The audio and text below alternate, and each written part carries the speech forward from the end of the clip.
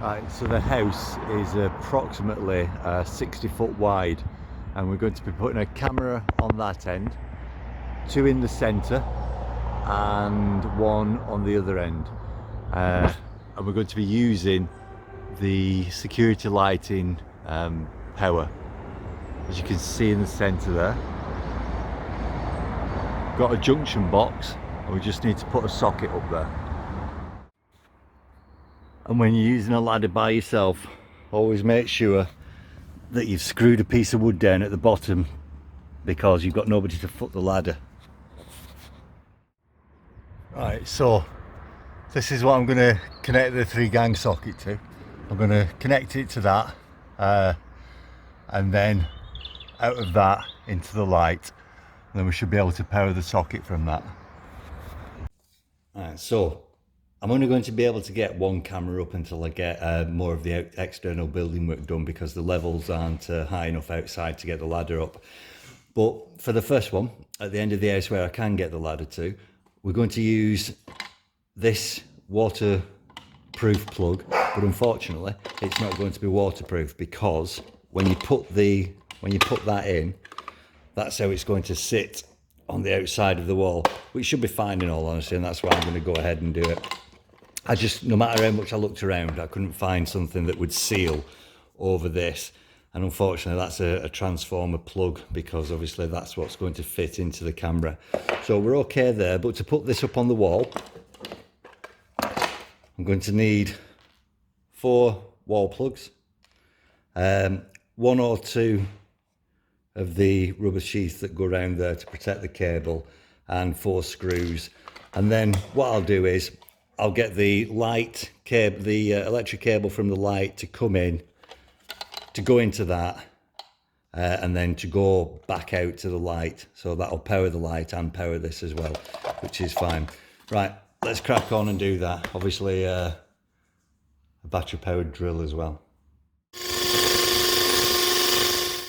Alright, that's all the roll plugs in, just need to get the box screwed on now. Right, let's get the socket front on and all wired in, and then we're ready to go with the fixing the camera. That's the cable to the light, also powering the socket now. A word to the wise, make sure that these are taken out of the packet and screwed in before you're up a ladder. And there we are, fitted. Just a case of lift that up, and there we go. Now the power's not on, but obviously if it was, that light's going to come on, so we'll just go and flick the power on. And there you go, all in place.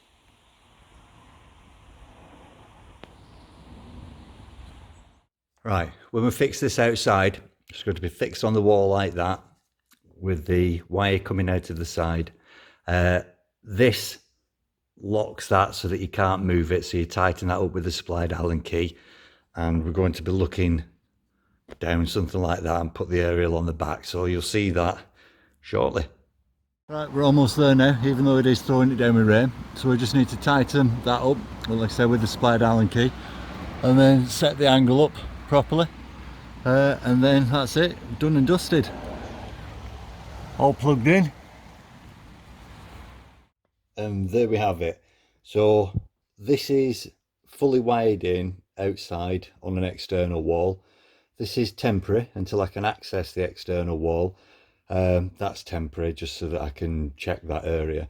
But these 2 cameras are both going to be on the front external walls, one pointing to the left of the house, one pointing to the right of the house.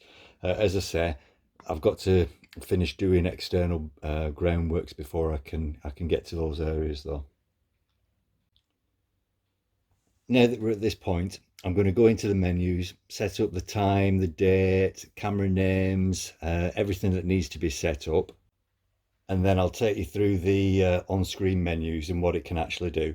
Just before we do that though, I just want to take you through one of the cameras in a little bit more depth.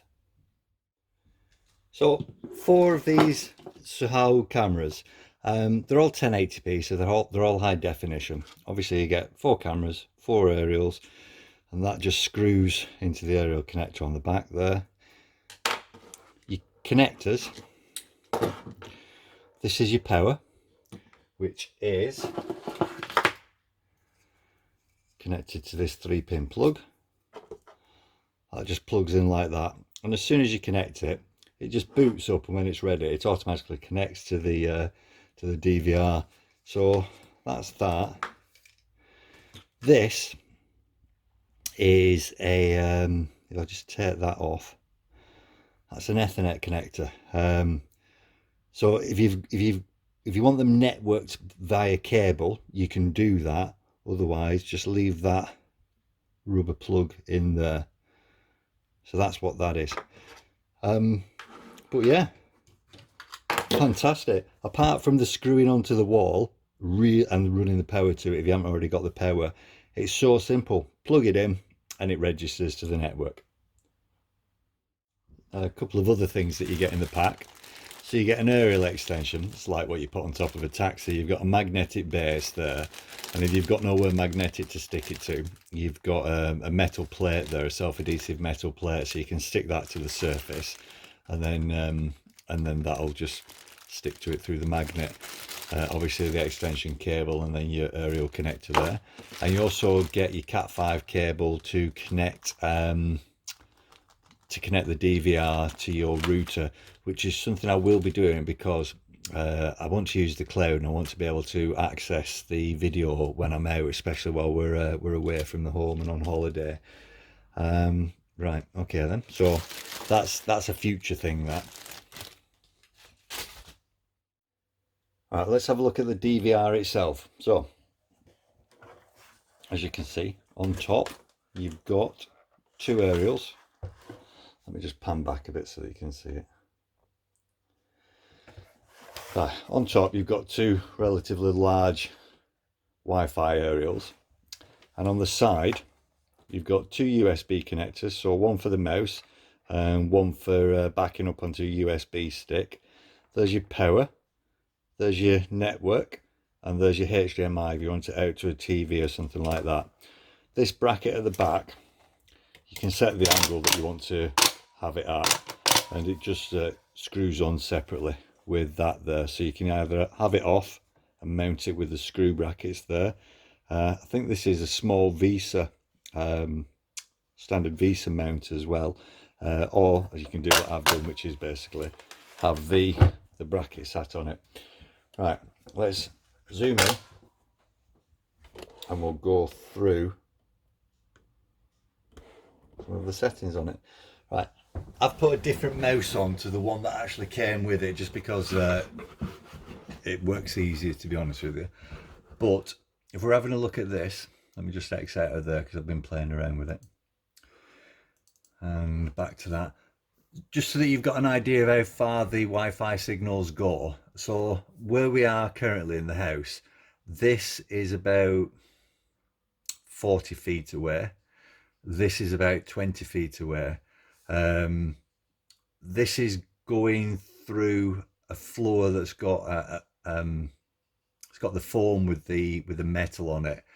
This is going through 3 walls. This is going through 2 walls, and they're quite thick block walls as well. So it's actually performing a lot better than I thought it was, and I'm not having to use any form of booster or anything at the moment. If we open it up, you can see the menu there. It's obviously in split screen at the moment. If you double click on, you get the full screen. Double click again and it goes back. Right click and you get your menu. You go into manage your video. So tells you what the IP addresses are, etc. Just pop back out of that into system setup. So you've got your general setup, which is your time, your screen setup, HDD. So that's just saying that basically I've used 3 gig at the moment. Screen setup is what resolution. Time setup is obviously what's the time setup, what you use on anything. Record, well, I've got it set up for motion at the moment. So basically Sunday through to Saturday, 24 hours a day, it's set up for motion, and it's on all the time. That's the network setup. Channel setup, so again what your resolution is, etc, etc. And then your system admin. Now if I want to put it onto my phone, I'd click on there and I'd get a QR code, and I'd use whichever one, whether it was Android, Apple, or whatever. Volume, setup wizard, setup wizard.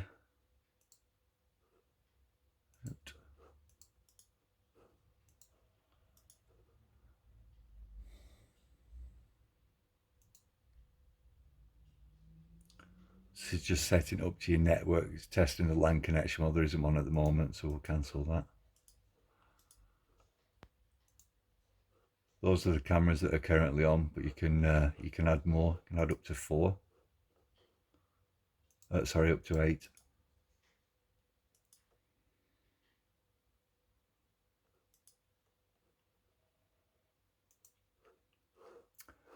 So there you go. That's where your 8 cameras are.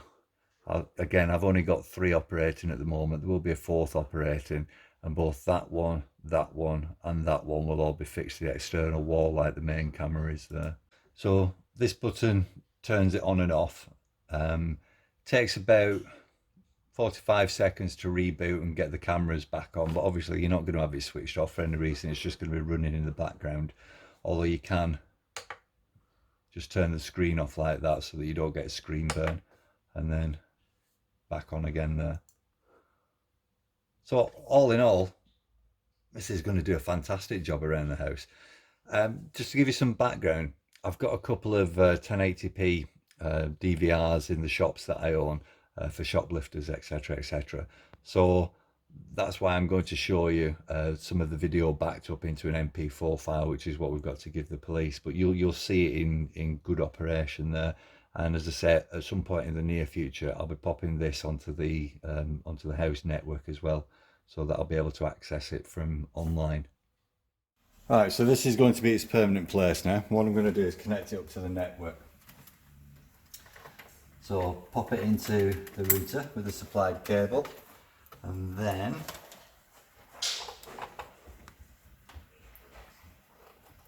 connect that.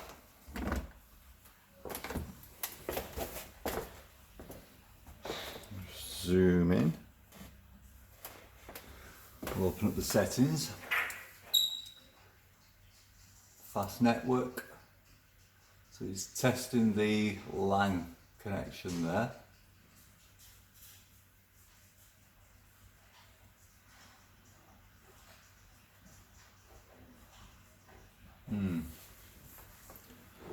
Auto config.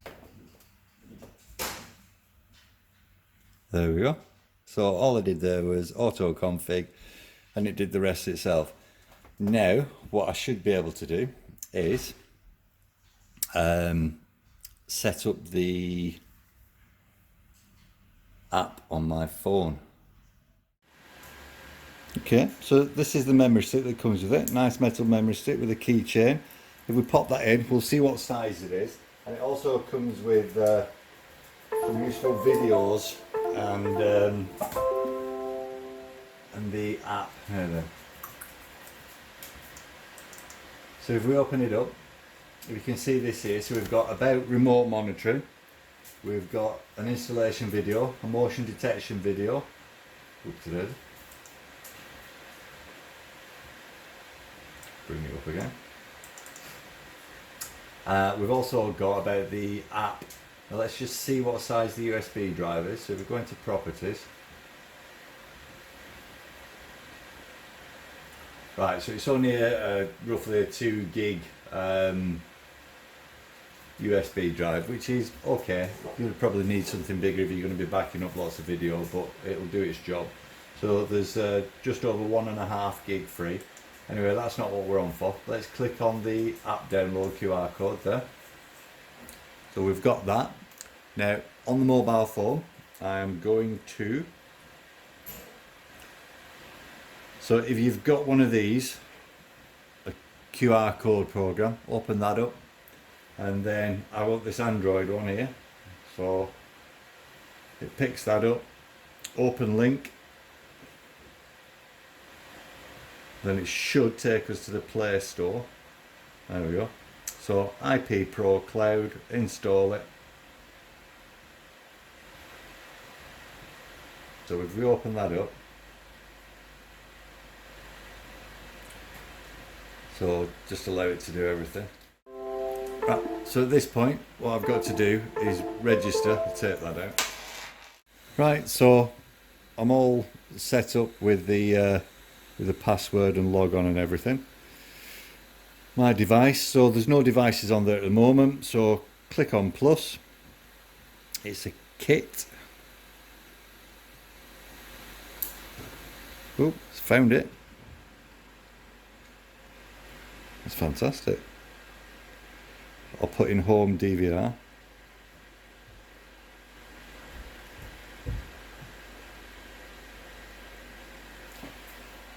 And then I'll put in a password. Just setting up.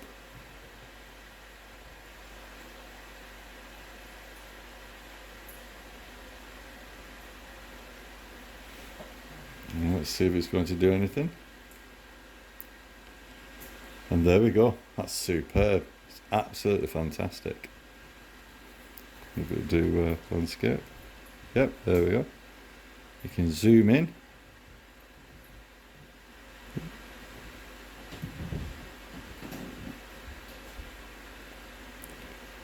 That's fantastic. Great. Right, so that's the mobile device sorted as well. And finally, this is a video that I've done on Power Director. The one thing that I will say, I had to change the video format to H.264 because the H.265, when I was taking it from the DVR onto the memory stick, it just wasn't registering in Power Director or anything. The only thing that I could open it with was VLC Media Player. But as you can see, it's a good quality video. Good that you can back it up, burn it to a DVD or a memory stick in case the police need it. Overall, a really good wireless DVR 4-camera system that you can increase up to 8 cameras. You can see the quality just from what I've put on here. You can have the DVR anywhere in the house, obviously as long as the cameras will reach it, but I'm really impressed with this.